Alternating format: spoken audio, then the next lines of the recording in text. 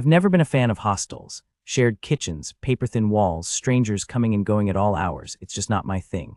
But when your flight gets canceled at the last minute and every hotel nearby costs more than your monthly rent, you start lowering your standards. I booked the first halfway decent place I could find with decent reviews and a low price, and headed there, thinking only about one thing: sleep. The lobby smelled like cheap coffee and detergent. I was just starting to relax, until I saw who was standing at the front desk. Kadia. That Kadia, my ex. We hadn't seen each other in almost 2 years. After we broke up, things were complicated. We didn't scream, didn't throw plates. It was one of those quiet breakups that left more echoes than scars. We just slowly unraveled. No texts, no calls, no birthday messages. Like we both agreed to vanish from each other's lives. But there she was, standing just a few feet away, with that same raised eyebrow and half-amused look I remembered too well. "Hey," she said first. "Hey," I replied, feeling a warm flush creep up my neck. "You here by chance?" My flight got canceled. The hostel's a last resort. Same, got stranded, didn't feel like hunting for a hotel, and here we are. Funny how that works.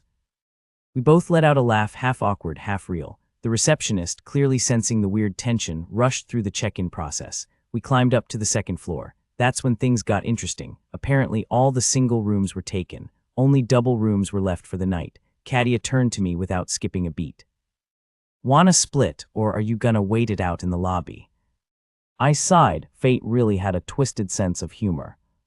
The room was small, not cozy, small, tight, small. 2 narrow twin beds pushed against opposite walls, a single nightstand between them, and a humming mini fan that clearly gave up on life years ago. We threw our backpacks down at the same time and exchanged that glance, the one that says, "Well, this is happening."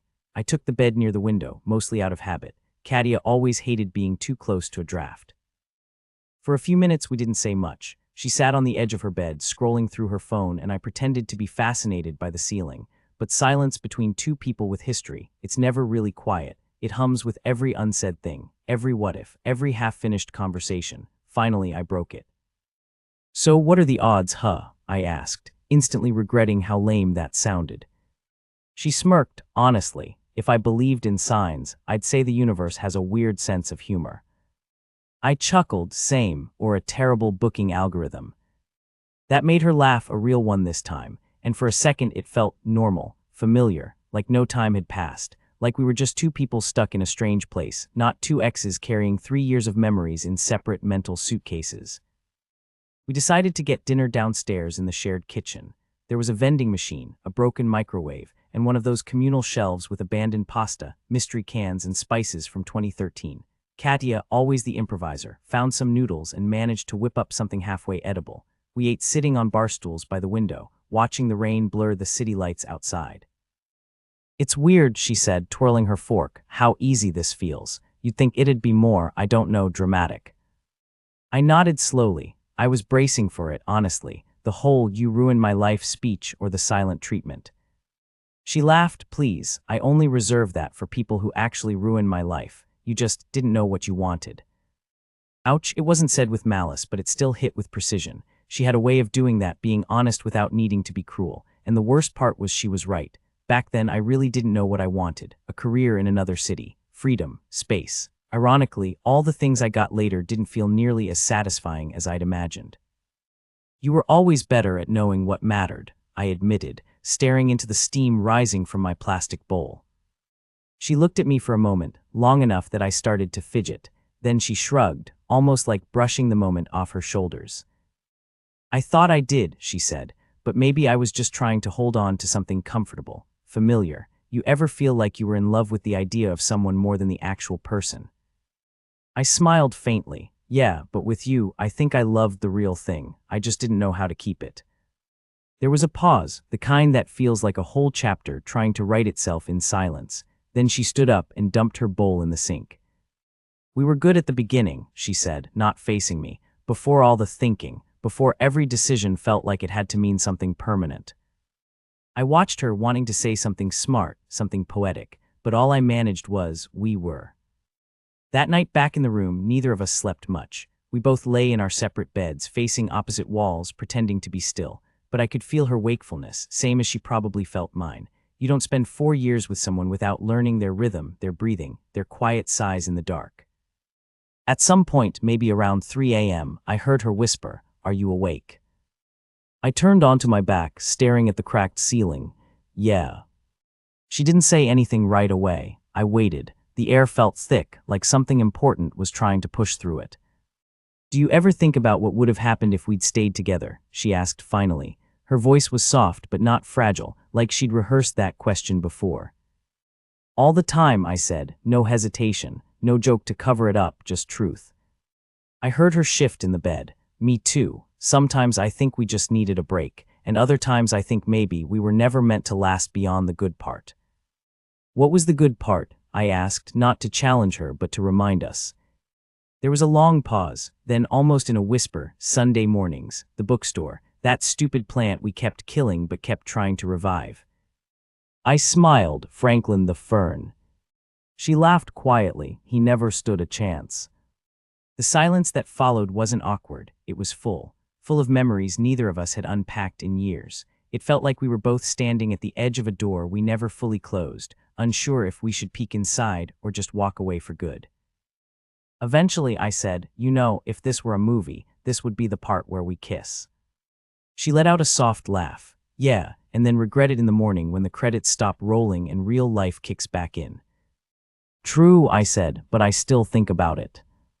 I didn't expect her to reply, but she did. "I do too, sometimes." I turned my head and looked across the room. She was already facing me in the dark. The moonlight crept through the blinds just enough to catch the shine in her eyes. It felt like a moment frozen in amber. No promises, no pressure, just honesty hanging between us, raw and careful. The next morning we didn't talk about the night, not directly, but something had shifted between us, like we had acknowledged the ghost in the room and let it sit with us for a while. There was no longer that brittle politeness, the careful pauses, just comfort. We got coffee from a nearby kiosk and walked around the block. The city was just waking up, delivery trucks rattling past, shutters rolling up, people yawning into their phones. It felt oddly peaceful, like we were tourists in someone else's life. "You still writing?" she asked. "Now and then, nothing serious. Some articles, a blog no one reads." "I used to love your short stories," she said, smiling. "They were so annoyingly emotional, but good." I laughed. "You were always my favorite critic, brutal but fair." We spent the rest of the day together, not because we planned to, just because neither of us made a move to part ways. We wandered into a tiny museum, took photos in front of a fountain that didn't work, and shared a sandwich from a food truck. It was the most unremarkable day, and yet it felt like something precious, like we'd been given a glitch in time. At one point, sitting on a bench outside the hostel, Katia turned to me and asked, "Do you think we ever really let go of each other?" I thought about it. Maybe we did, but not completely. Maybe we let go of the relationship, but not the feeling. She nodded slowly. "I still have that sweater of yours, the one with the hole in the sleeve. I wear it when I'm hungover." I grinned. "You used to steal that one all the time."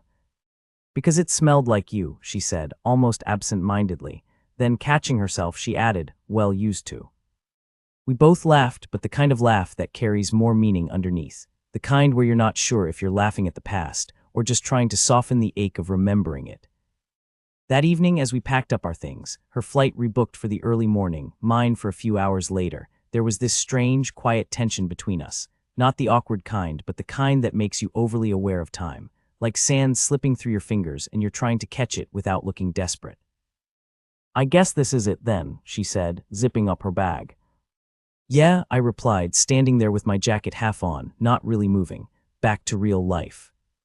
She looked at me for a long second, then gave that small, familiar smile, the one that always meant she was thinking 1,000 things but only saying one. "Thanks for not making this weird." I laughed under my breath. Weird's kind of our specialty. She rolled her eyes, but her smile didn't fade. Then, just before we walked out the room, she turned and hugged me. Not a quick, polite hug, the kind that holds memory, warmth, maybe a little grief, maybe a little hope. We said goodbye at the train platform just before dawn. Her station came first. She stood by the door, holding the strap of her bag like it was anchoring her in place. "I don't regret running into you," she said, "even if it stirred up everything I thought I'd already packed away." "Same here," I said. "Feels like we opened a box we didn't know we still kept in the attic." She smiled, tired but genuine. "Take care of yourself, okay?" "You too." The train doors closed between us and she was gone, just like that. No dramatic music, no cinematic goodbye kiss, just the soft hum of rails and the morning light bleeding into the windows. And yet, it felt like something important had happened, something that didn't need a big ending, just a real one.